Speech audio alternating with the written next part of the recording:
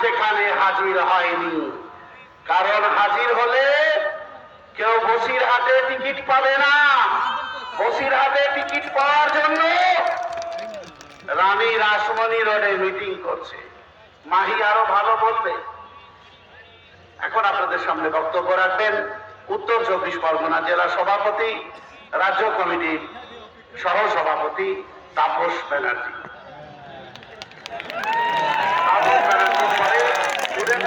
রাকেশ বেরা বক্তব্য রাখবেন। ধন্যবাদ সংগ্রামী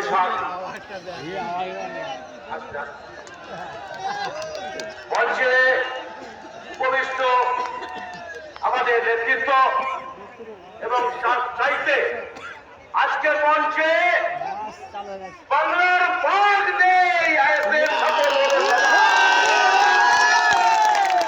আরে তুমি দিদি গো, যত চেষ্টা করছো আমাদের আটকাতে, তুমি পারছো না আর পারবেও না।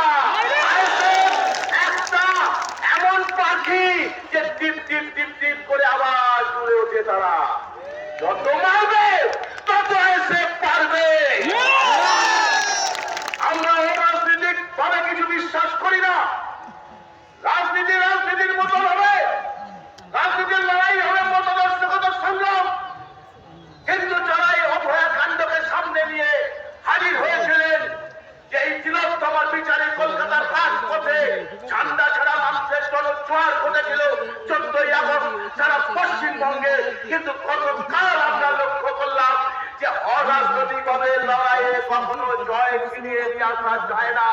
কারণ যখন একটা কেন্দ্রের সরকার আর রাজ্যের সরকার সেটিং এর রাজনীতি করে, তখন অভয়ের মা তিলোত্তমা বিচার পায় না। এটা প্রমাণিত সত্য। অনেকে আপনাদের মধ্যে ভাবাবেগ আছে যে সিবিআই হয়তো সবকিছু করে দেবে, কিন্তু বুঝবেন না যে আজকে খাদ্য, বস্ত্র, বাসস্থান 77 বছর পরেও 140 কোটি দেশের মানুষের সমস্যার সমাধান হয়নি। এটা হচ্ছে প্রিন্সিপাল ডিমান্ড। আজকে সেই অভিযোগ হয়নি কেন? এই ব্যবস্থাটা শাসন করছে মুষ্টিমেয় 30% মানুষ, যারা আমাদের দেশের 14% সম্পদের অধিকারী হয়ে রয়েছে, তাদের দাসত্ব করছে ওই মোদী অমিত শাহ সরকার। আর মোদী অমিত শাহ সরকারকে সমস্ত রসদ যোগাচ্ছে মমতা ব্যানার্জি। আমরা 21 সালের নির্বাচনে পার্টি প্রতিষ্ঠার পর আমরা যারা ক্যান্ডিডেট ছিলাম, আমরা বলিষ্ঠ ভাবে বলেছিলাম এ রাজ্যে একটা তৃণমূল সরকার চলছে। কোনদিন এখানে আপনারা যদি তৃণমূলকে না হারাতে পারেন, বিজেপি পরাস্ত হবে না।